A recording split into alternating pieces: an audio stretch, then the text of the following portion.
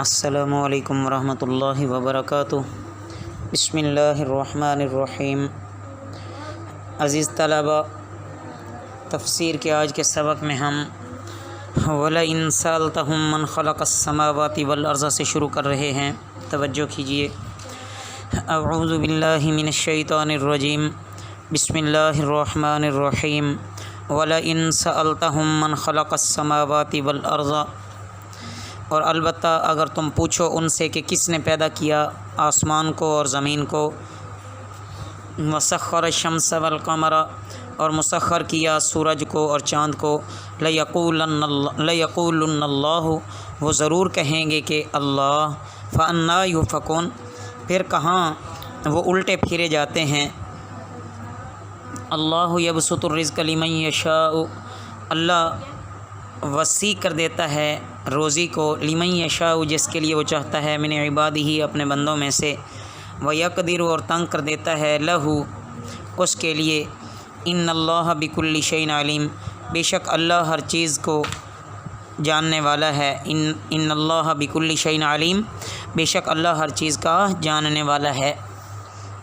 وَلَئِن سَأَلْتَهُم، اور البتہ اگر تم ان سے پوچھو، من نزل من السماء ماء، کس نے اتارا آسمان سے پانی، فأحیا به الارض، پھر زندہ کر دیا اس سے زمین کو، من بعد موتها، اس کے مرنے کے بعد، لیقولن اللہ، البتہ وہ کہیں گے کہ اللہ، قل الحمد للہ، آپ صلی اللہ علیہ وسلم کہہ دیں کہ تمام تعریفیں اللہ کے لیے ہیں، بل اکثرهم لا یعقلون، لیکن ان میں سے اکثر وہ عقل نہیں رکھتے،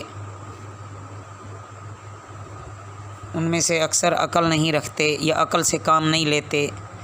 وما هذه الحیات الدنیا، اور نہیں یہ دنیا کی زندگی، الا لہو ولعب، سوائے کھیل اور کود کے، وان الدار الاخرۃ، اور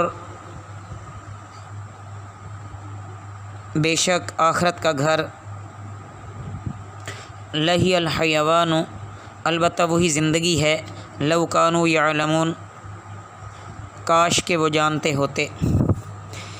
عزیز طلباء، ان آیات مبارکہ میں اللہ رب العزت کی وحدانیت کے مزید دلائل اور قدرت کی نشانیاں بیان فرمائی جا رہی ہیں۔ اللہ فرماتے ہیں کہ اے نبی صلی اللہ علیہ وسلم، آپ ان سے ذرا یہ پوچھیں نا کہ یہ آسمان اور زمین کس نے بنایا ہے، یہ سورج اور چاند کو کس نے مسخر کیا ہے، جو اپنے وقت پر طلوع ہوتے ہیں، اپنے وقت پر غروب ہوتے ہیں۔ آسمان اور زمین کس نے مسخر فرما دیا ہے کہ جب سے اللہ رب العزت نے ان کو جس کام میں لگایا ہے وہ اسی کام میں ہیں، تو وہ البتہ ضرور بھی ضرور کہیں گے کہ اللہ۔ تو پھر جب وہ اس بات کو مانتے ہیں تو پھر انہیں یہ کیوں نہیں سمجھ آتی کہ وہ اس اللہ کو چھوڑ کر، جو سب کچھ کرنے والا ہے، وہ اس کو چھوڑ کر کہاں بھاگے جا رہے ہیں، کہاں پھرے جا رہے ہیں۔ روزی اللہ کے ہاتھ میں ہے، کسی کو کتنا رزق دینا ہے، کسی کا رزق بڑھانا ہے، گھٹانا ہے، کیا کرنا ہے، کیا نہیں کرنا، تو یہ سارے کا سارا اللہ کے قبضے میں ہے۔ جب سب کچھ ہی اللہ کے پاس ہے، رزق اللہ کے پاس ہے، دنیا کا تمام نظام، آخرت کا تمام نظام، حتیٰ کہ ایک پتے کا درخت سے زمین تک گرنا یہ بھی اللہ کے قبضے میں ہے، تو انسان کیوں اپنے آپ کو اس ذات سے دور کیے جا رہا ہے۔ مزید فرمایا کہ اللہ تعالیٰ ہر چیز سے بخوبی واقف ہیں، اللہ تعالیٰ کے علم کے مقابلے میں تو کسی کا علم نہیں آ سکتا نا۔ اس کے بعد پھر اللہ رب العزت نے فرمایا، ان سے اچھا یہ بات پوچھیں کہ یہ جو بارش برستی ہے یہ کون برساتا ہے، اور پھر اس بارش سے زمین کو کون زندہ کرتا ہے، کہ یہی زمین ہوتی ہے کہ اس پر کہیں سبزہ نظر نہیں آتا، اور جب اللہ بارش برساتے ہیں تو اس کے بعد اسے وہ سرسبز و شاداب ہو جاتی ہے، ہر چیز لہلہانے لگتی ہے، تو وہ یہی جواب دیں گے کہ سب اللہ ہی کرتا ہے۔ جب سب اللہ ہی کرتا ہے تو پھر آپ ان کو یہ کہہ دیں کہ شکر ہے اللہ کا کہ تم پر حجت تمام ہو گئی ہے اور تم نے توحید کو تسلیم کر لیا ہے۔ لیکن افسوس ہے کہ اکثر لوگ عقل سے کام ہی نہیں لیتے اور اللہ کی وحدانیت کو سمجھنے کی کوشش ہی نہیں کرتے۔ اس کے بعد دنیا کی بے ثباتی کا تذکرہ فرمایا ہے اور آخرت کی طرف ترغیب دی ہے کہ آخرت ہمیشہ ہمیشہ کی زندگی ہے، اور دنیا تو نہ جانے کب ختم ہو جائے۔ یہ تو محض ایک کھیل تماشے کی طرح ہے کہ کھیل کھیلا اور ختم، تماشا دیکھا اور ختم۔ تو یہ بھی ایسے ہی ہے کہ نہ جانے کب یہ سانس والا تعلق ٹوٹ گیا تو بس پھر انسان دنیا میں تو کبھی آ ہی نہیں سکتا نا. تو آخرت جو ہمیشہ ہمیشہ کے رہنے کی جگہ ہے اس کے لیے تیاری کرنی چاہیے. فَإِذَا رَكِبُوا پس جب وہ سوار ہوتے ہیں فی الفلک کشتی میں دعوا اللہ اللہ کو پکارتے ہیں مخلصین لہ الدین خالص ہو کر اسی کے اعتقاد کے لیے فلما پھر جب نجاہم وہ انہیں نجات دیتا ہے الی البری خشکی کی طرف اذا ہم یشرکون تو اچانک پھر وہ شرک کرنے لگتے ہیں. لیکفروا بما آتیناہم تاکہ ناشکری کریں وہ جو ہم نے انہیں دیا. ولیتمتعوا اور تاکہ وہ فائدہ اٹھائیں. فسوف یعلمون پس ان قریب وہ جان لیں گے.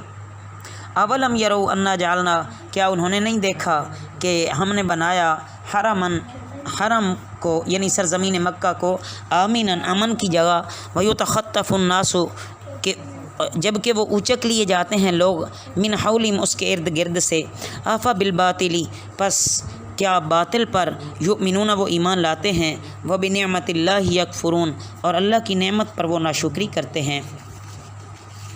عزیز طلبہ ان آیات مبارکہ میں مزید اللہ رب العزت اپنے انعامات کا تذکرہ فرما رہے ہیں کہ ذرا یہ دیکھیں نا کہ جب کشتی چلتی ہے تو جب کشتی طوفان میں گر جاتی ہے تو اس وقت جو بے بسی کا عالم ہوتا ہے اس میں یہ بالکل خالص اللہ کو پکار رہے ہوتے ہیں. اس وقت ان کو وہ جن کی پوجا پاٹ کرتے ہیں نا بتوں شتوں کی وہ سارے ان کو جناب بھول جاتے ہیں اور اس وقت یہ خالص اللہ کو پکار رہے ہوتے ہیں. جب اللہ رب العزت ان کو وہاں سے خیر و عافیت کے ساتھ پار لگا دیتے ہیں تو اس وقت پھر یہ اللہ کو بھول جاتے ہیں اور پھر یہ شرک کرنے لگتے ہیں. حالانکہ ان کو تو چاہیے کہ اللہ رب العزت کا شکر ادا کریں.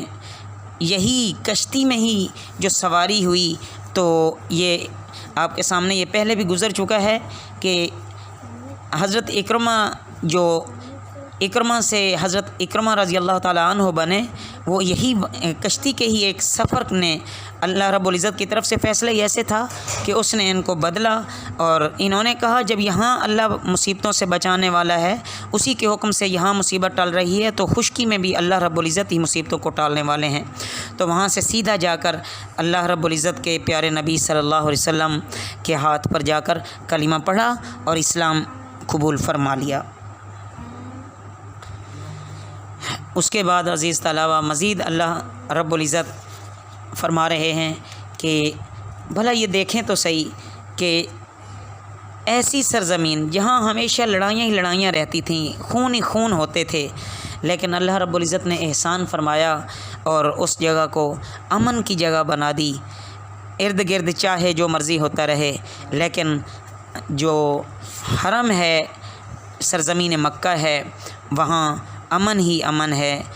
تو ان تمام نعمتوں کو دیکھتے ہوئے چاہیے تو یہ تھا کہ اللہ رب العزت کا شکر ادا کرتے لیکن ہر چیز کی توفیق اللہ رب العزت اپنی مرضی سے دیتے ہیں. اللہ رب العزت ہمیں اپنی شایان شان شکر کرنے والوں میں سے بنائیں. وما علینا الا البلاغ المبین.